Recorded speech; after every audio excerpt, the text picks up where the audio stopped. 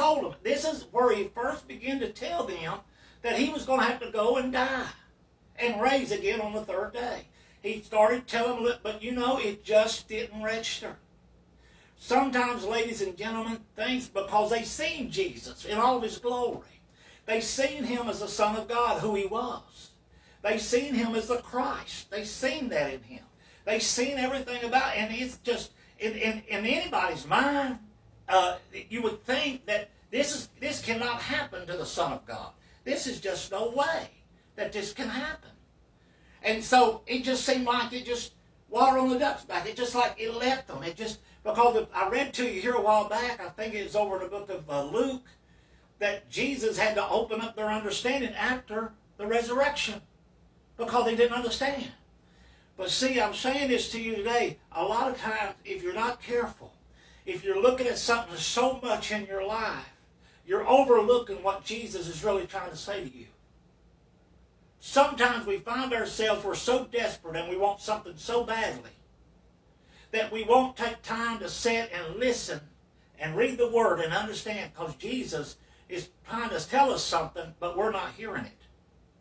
Just like he did these men. If you read this here, he said, Jesus told me that 9th verse, tell the vision to no man, until the Son of Man be risen again from the dead. This did not click in these men. Because if you read Bible and you understand it about Peter and these disciples, they hid. Except John, he was there at the cross. But Peter and them, they run. He denied him. I mean, but because he didn't understand what was going on. But yet Jesus was trying to give them the answer. They just were too caught up, coming down from seeing Jesus in the Mount Transfiguration and seeing Moses and Elijah and hearing the voice of God out of heaven. They were just so caught up in that. It just didn't register. How could that be? This is impossible. And sometimes what happens to us, Jesus is trying to speak to us. But yet we're so caught up in our moments doing things, what we think we ought to do, that we're not hearing the voice of the Lord. That's just a nugget for many of you.